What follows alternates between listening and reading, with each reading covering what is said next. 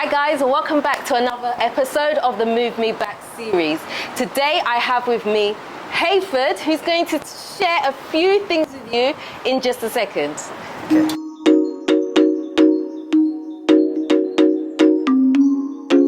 Okay, so Hayford, I've decided to interview you today. Now, you're Ghanaian, right? Yes, I am Ghanaian. Okay, so it might seem a little strange as to why I'm interviewing Hayford because he's Ghanaian.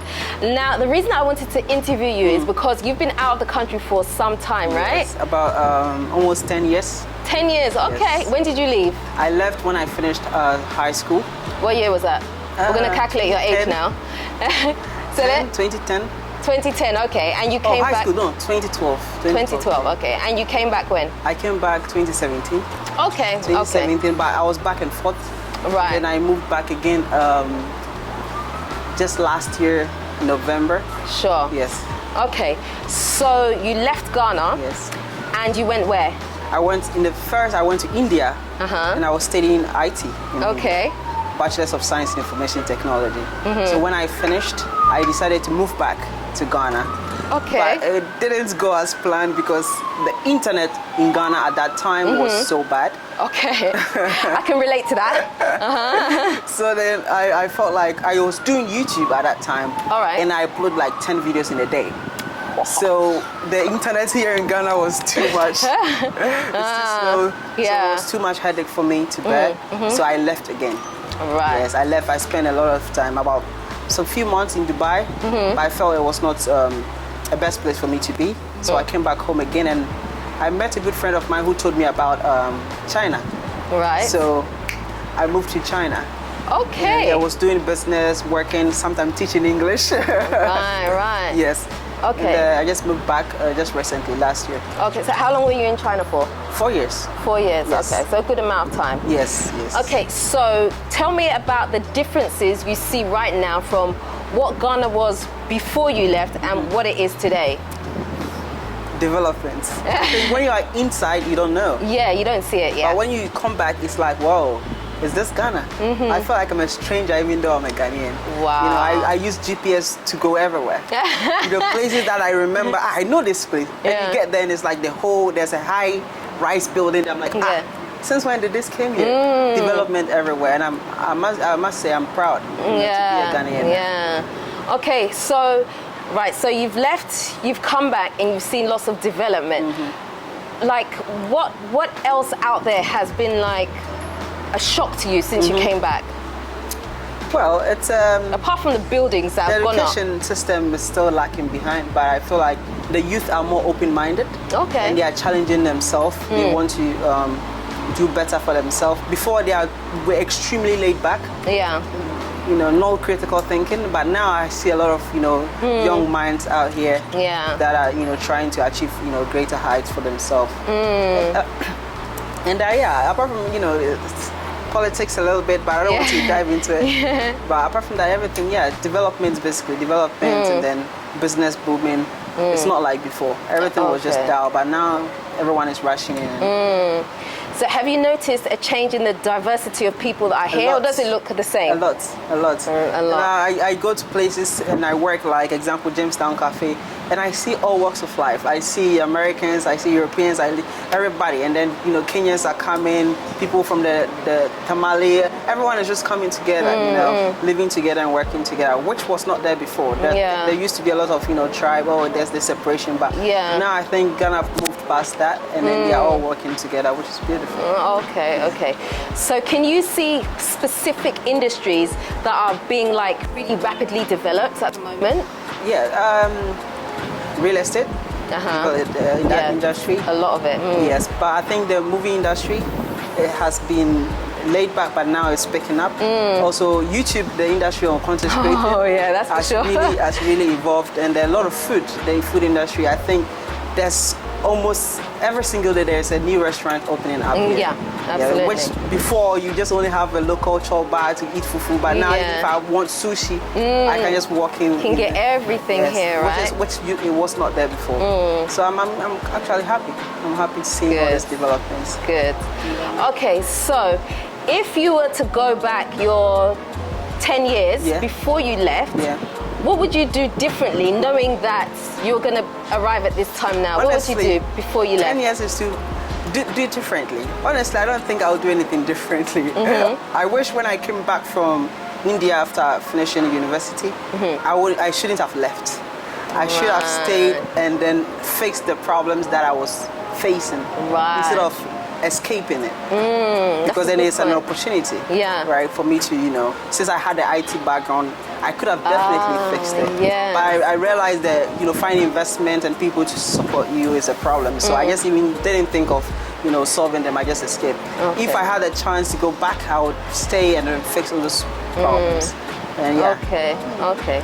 So what would you say to someone who has been in Ghana all their life and actually wants to go abroad and find a job or do something else outside of the motherland? What advice would you give them? I will give two. One, if you have a little financial support to start your own little business, you should focus on that. Yeah. Don't really try to leave, because sometimes in the first, if you're not going for education and you're going to just struggle, for the first 2-3 years of your life, it's just like a trial. Yeah. There's no money coming in, nothing.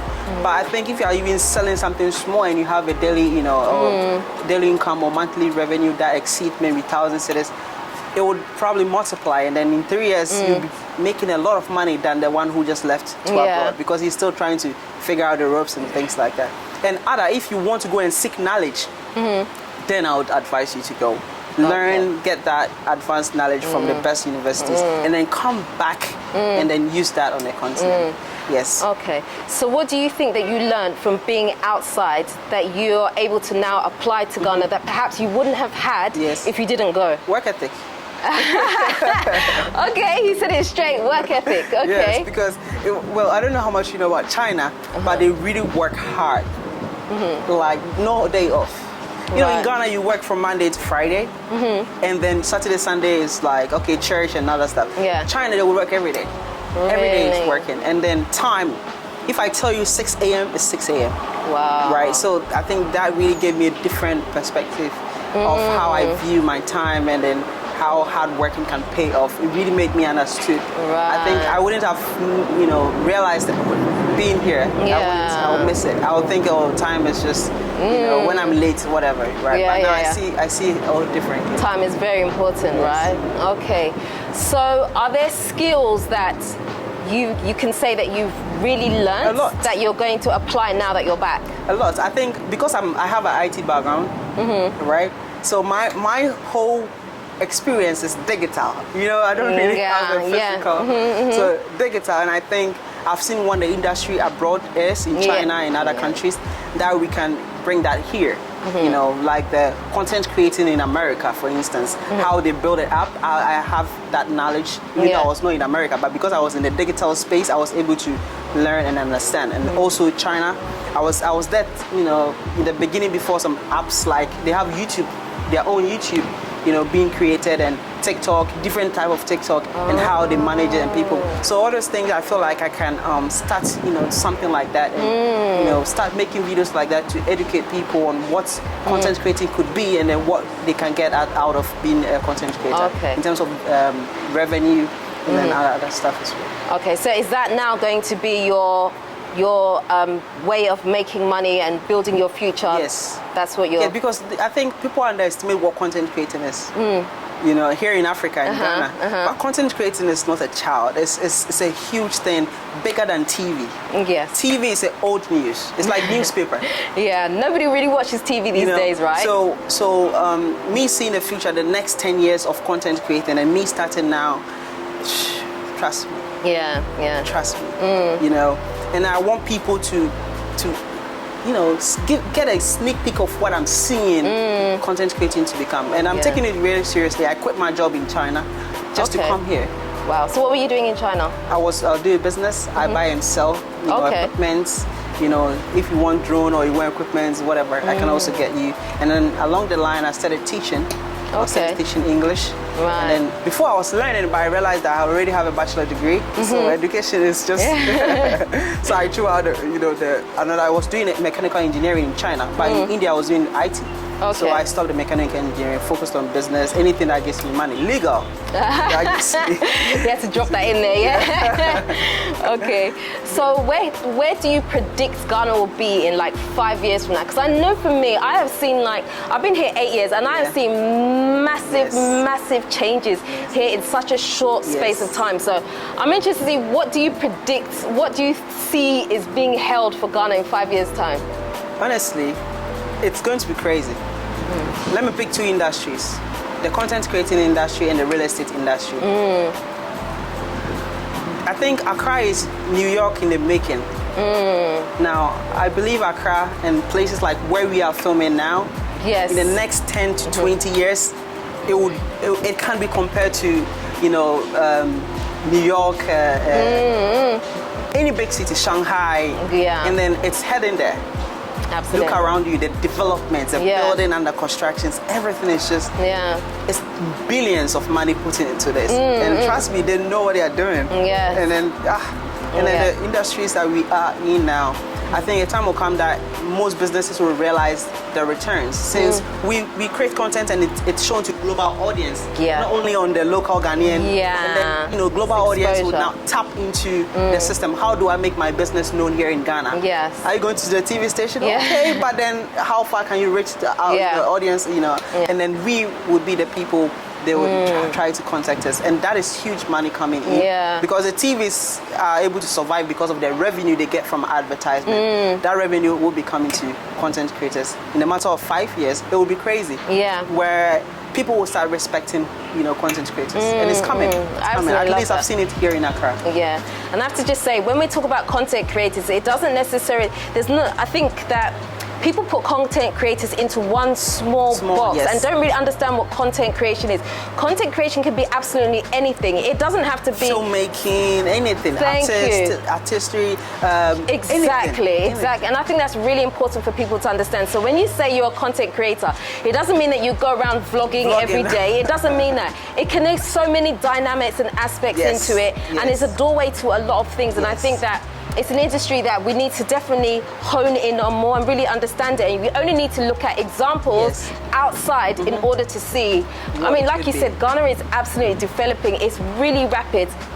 And I always say I'm taking over my own interview now. And I always say to people that, if you want to come to Ghana, the time is to come is right now. Because people are building businesses, money is being invested in here, places are just shooting up left, right, and center. You cannot ignore it. And that's why I really wanted to interview you, because you've seen growing up here and you've been gone for 10 years and you're lost.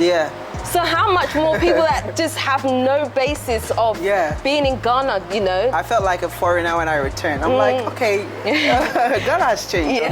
But you're lucky you have the language though, at least, right? When they think I'm a foreign, I'm like, hey, me teach you. I mean, Ghana has the potential. I think if anywhere someone asked me to mention best 5 countries in the whole of Africa, I think Ghana is in the top 3. Wow. And then powerful. I think thousands of people would also say the same thing. And then when someone hears this, when they think of investment, it's Ghana. And then Ghana is everywhere right now. Ghana is everywhere. Mention top 3 countries in Africa. Ghana is in there. With Nigeria, South Africa. Let's say Rwanda and Tanzania, Kenya. Okay, cool. But then Ghana is in there, and then the investors are flying in every day. When I was coming recently last year, the flight that I took, each and everyone inside the flight is a foreigner, apart from myself. And then they're not coming to just, it's business guys, coming in with the money to invest.